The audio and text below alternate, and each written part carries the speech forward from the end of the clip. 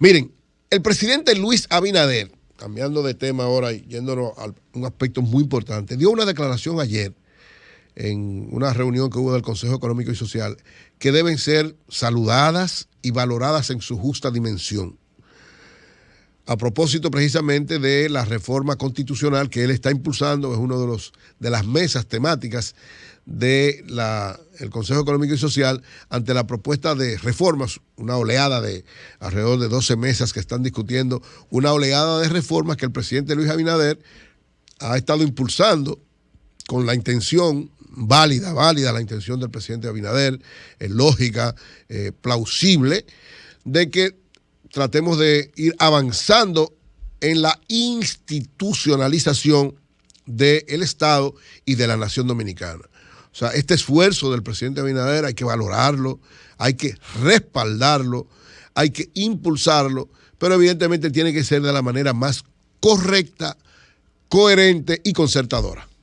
Y creo que la declaración que da el presidente Abinader ayer a propósito de todo este barullo, toda esta situación difícil que se ha creado a propósito de la intención de cambiar la Constitución, porque en todas las otras reformas ha habido más o menos una discusión de todos los partidos y esto. ¿Cuál es la que ha creado una complicación, una situación difícil? La reforma constitucional. ¿Por qué? Porque en el fondo mucha gente entiende que detrás de una reforma constitucional puede haber otra cosa. Entonces, ¿qué dice el presidente Luis Abinader? Voy a leer su declaración y entonces voy a hacer un comentario a propósito de eso. Miren, el presidente Abinader ayer, viendo lo que se ha creado, ¿verdad? Se retiraron los dos partidos principales de oposición de la mesa que discutía esto.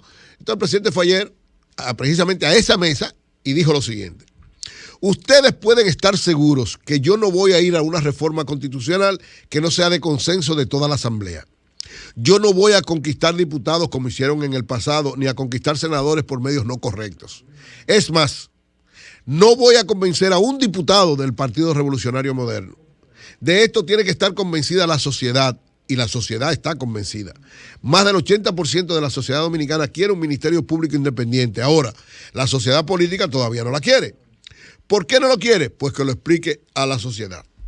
Mire, esa declaración es válida, es buena, pero evidentemente deja un trasfondo al que yo quiero referirme.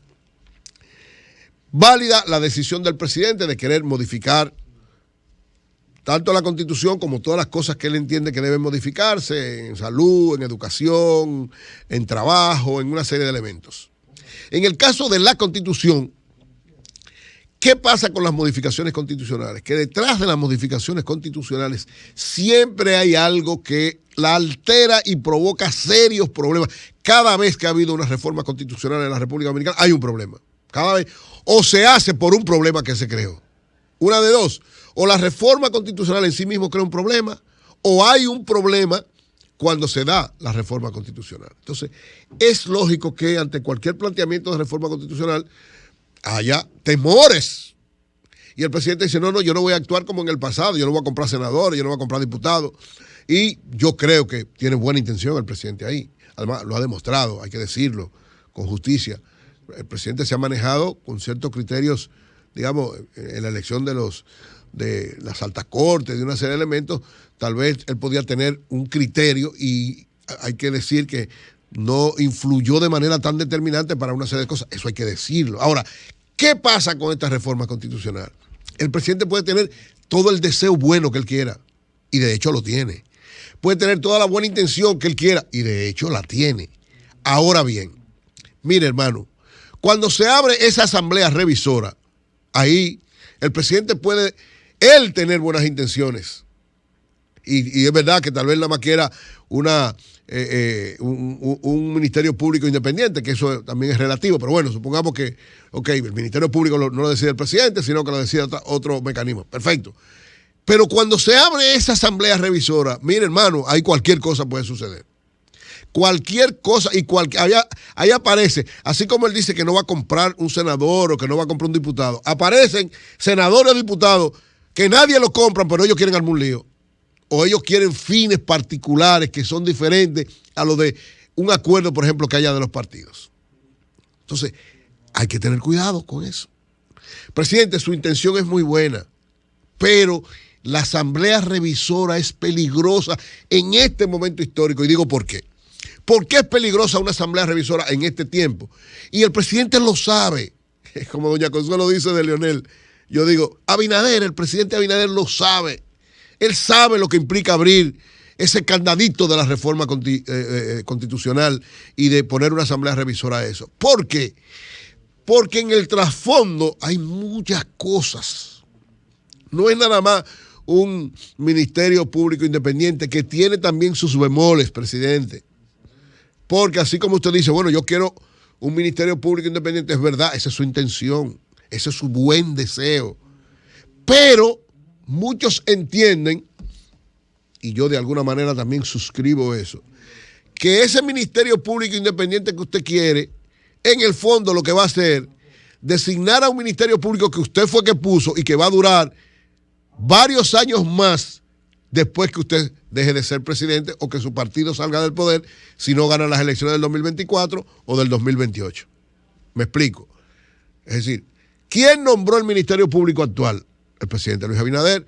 Bueno, que fue una expresión de la sociedad, etcétera, etcétera, pero lo nombró el presidente Abinader. Entonces, ese Ministerio Público, si se da el cambio a la Constitución ahora y se decide, ¿verdad?, que ya no lo quita el próximo presidente, sino que va a durar 10 años, los años que sea, es este Ministerio Público. Por lo menos la Procuradora General de la República y los procuradores adjuntos que designó el presidente Luis Abinader. Entonces, ahí hay como una preocupación. Yo no estoy diciendo que esa sea la intención del presidente Abinader, no. Yo creo en él y confío en que él está tratando de hacer las cosas lo mejor posible. Por eso, lo que yo veo más claro de lo que él ha dicho en esta declaración del día de ayer es que él no va a impulsarlo. Dijo, no voy a impulsar una modificación constitucional, sino es con un acuerdo. Eso es lo fundamental. Para mí, independientemente de cualquier planteamiento de quien sea, eso es lo fundamental. Y creo que eso determina, presidente Luis Abinader, la orientación de lo que va a acontecer. Si usted no va a impulsar una modificación constitucional sin un acuerdo entre los partidos principales, es lógico que esa modificación constitucional no se va a hacer por ahora. ¿Por qué?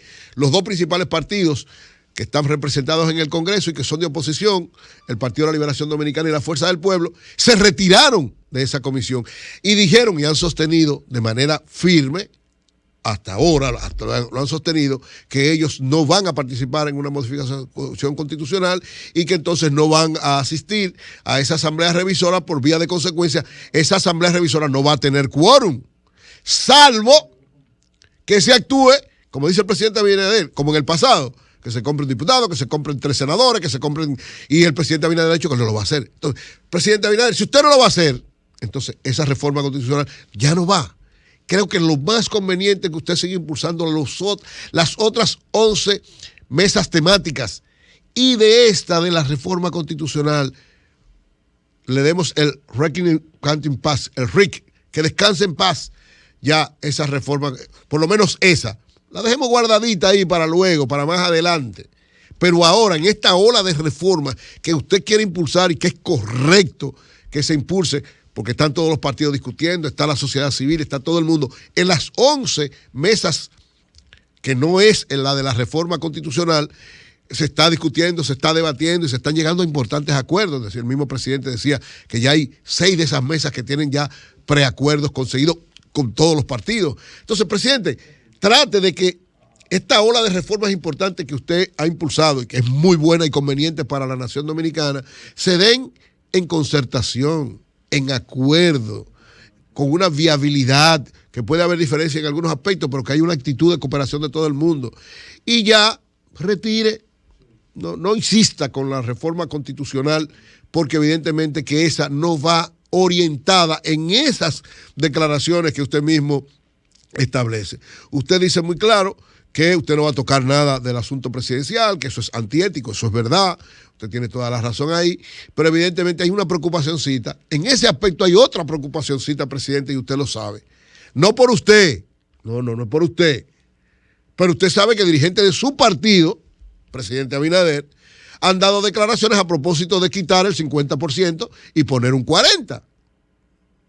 Nuestra querida amiga y excelente mujer, política, una de las más destacadas de la historia de la República Dominicana, doña Milagro Ortiz Bosch, dio una declaración precisa, concreta y específica en torno a eso. Usted dice que no, que a ella nadie la autorizó. Yo también le creo, presidente, pero es una importante. Es más, es la primera vicepresidenta del Partido Revolucionario Dominicano ratificada en una convención hace poco.